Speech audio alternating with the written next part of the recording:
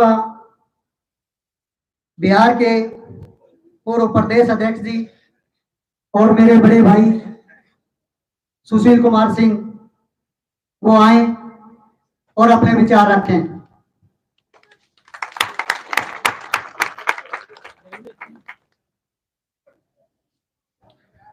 नमस्कार। राम राम जी।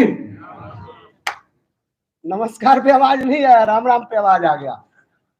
देखिए, बातचीत करना है और जैसे हमारा परिचय दिए हमारे जयविंदर भाई ने कि मैं भी आप ही लोगों के जैसा हूं, एक किसान का पुत्र हूं और खेती करना ढंग से जानता हूं।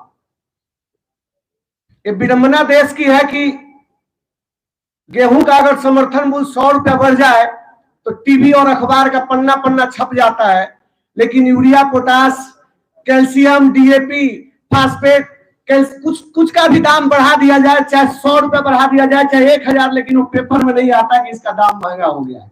चाहे कीटनाशक हो, चाहे पेट्रोल डीजल हो, क्योंकि वो किसानों से जुड़ा हुआ मुद्दा है। इन छोटी छोटी चीजों को देखकर, क्योंकि खेती करने वाले खेती वालों का दर्द समझ सकते हैं।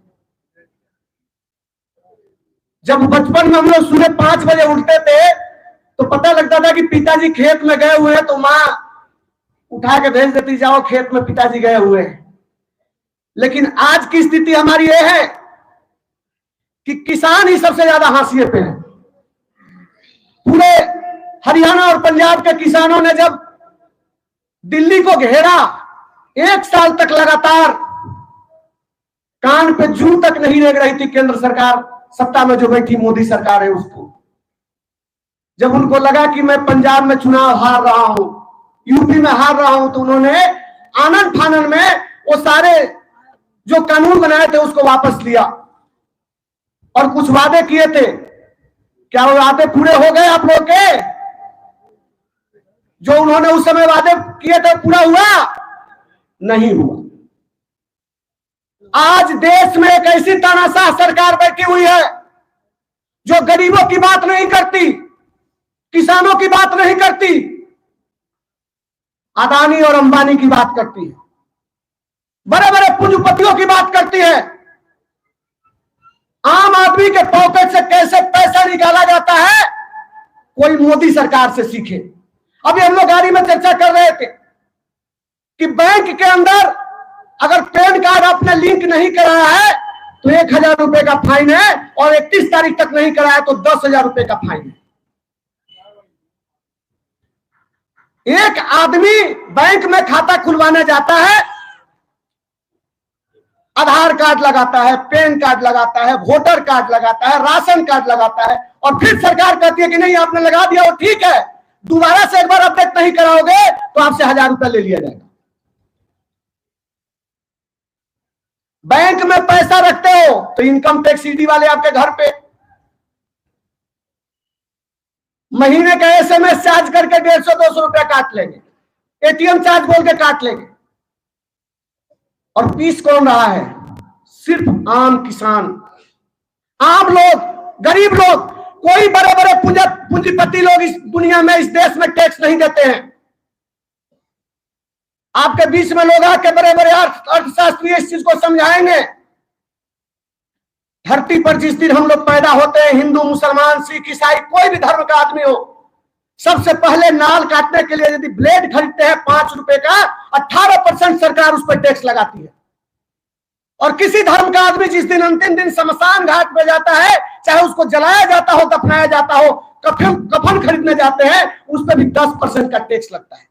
और इन टैक्स के पैसों को, एक एक टैक्स के पैसे को इकट्ठा करके देश में सरकार चलाई जाती है। और एक कफन के पैसों में से चोरी करने वाली सरकार आज केंद्र में बैठी हुई है। लेकिन इस हरियाणा के एक लाल अरविंद केजरीवाल ने मोर्चा संभाल रखा है पूरे देश में। हम लोग भी अपने अपने दुनिया में सुखी थे। मैं भी कंप्यूटर का काम करता था। जैसे अनुराग भाई ने कई 1 लाख का पैकेज छोड़ दिया, वैसे ही देश के बड़े बड़े नेताओं ने, बड़े बड़े लोगों ने छोड़ा और अरविंद केजरीवाल का साथ देने का सोचा। और आज अरविंद केजरीवाल पूरे देश में एक इकलौते मुख्यमंत्री ऐसे हैं कि 90% गरीब लोग, वो किसी जाति धर्म के हो, उनके बच्चों की शिक्षा की गारंटी देते हैं। शिक्षा की गारंटी। बच्चा है आपका, वो डॉक्टर बनना चाहे, इंजीनियर बनना चाहे, जो बनना चाहता है बन जाए, पूरा पढ़ाई का खर्चा अरविंद केजरीवाल सरकार दिल्ली में दे रही। वो 5 लाख रुपए का आयुष्मान योजना नहीं लेकर आते। वो कहते हैं कि आपके पॉकेट में सिर्फ दिल्ली का वोटर आई कार्ड होना चाहिए, आधार कार्ड होना चाहिए, और आपके घर में किसी का भी तबीयत खराब हो, चाहे करोड़ों रुपए लग जाए, हम मुफ्त में इलाज कराएंगे। वो है हरियाणा के लाल अरविंद केजरीवाल, जिन्होंने देश के 90% गरीबों को सहूलियत देने का काम किया, जिसका शुरुआत उन्होंने दिल्ली में किया। अगर एक छोटी सी बात मैं और बतलाऊंगा, कोई उद्योगपति अपने बेटे को सीमा पर लड़ने के लिए नहीं भेजता है, कोई डॉक्टर अपने बेटे को सैनिक नहीं बनाता, कोई इंजीनियर अपने बेटे को सैनिक नहीं बनाता, एक किसान अपने बेटे को सैनिक बनाता है, जो सीमा पर जाकर देश की सुरक्षा करता है।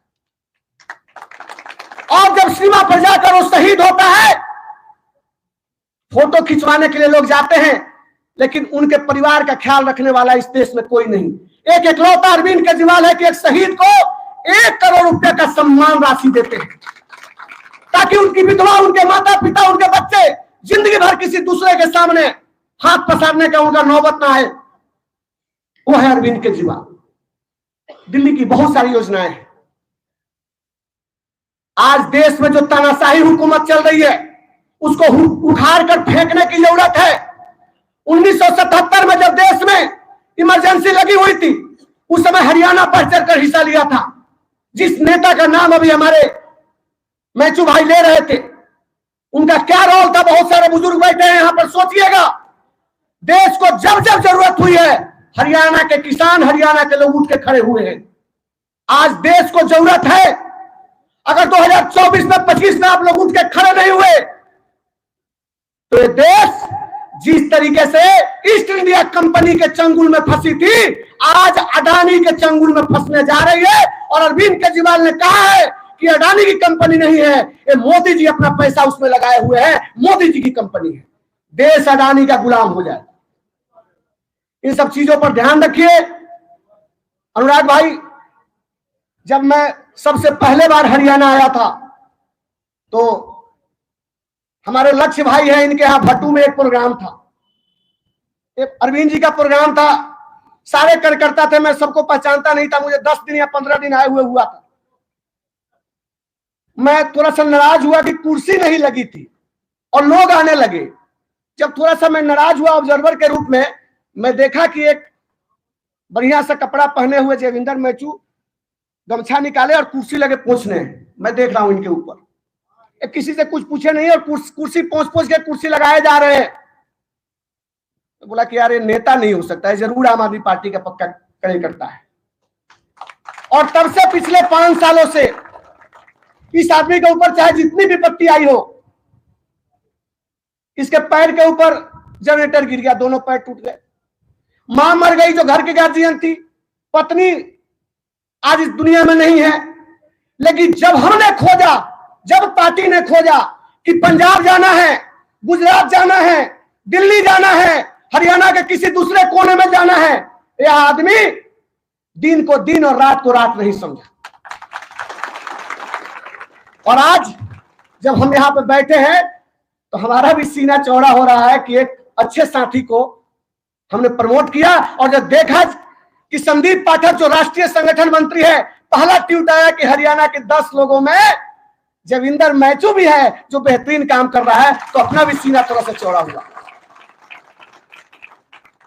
और मैं दावे के साथ कह सकता हूं कि मैं पूरे हरियाणा में नहीं घूमा हूं, लेकिन सिरसा लोकसभा के अंदर नरवाना हो, चाहे टोहाना हो, चाहे रतिया हो, चाहे फतेहाबाद हो, चाहे कालावाली हो, डवाली हो, चाहे रानिया हो, चाहे एलनाबाद हो, चाहे सिरसा हो, अगर बेहतरीन ढंग से काम कर दिया जाएगा तो 9 विधानसभा और 1 लोकसभा कोई छीन नहीं रहा आम आदमी पार्टी से। क्योंकि यहाँ के कार्यकर्ताओं को हमने बड़े करीब से देखा है, उनके जुनून को देखा है, उनके काम को देखा है। और यहाँ वो पोटेंशियल है कि आम आदमी पार्टी एक अलग इतिहास लिख सकती है। तो मैं आपसे यही आग्रह करूंगा कि मैं हो सकता है कि रोज रोज ना आऊं, लेकिन यहाँ के साथियों का ख्याल रखिए और इनके साथ मिलकर हरियाणा को नंबर 1 करिए। नमस्कार, धन्यवाद, जय हिंद, जय भारत।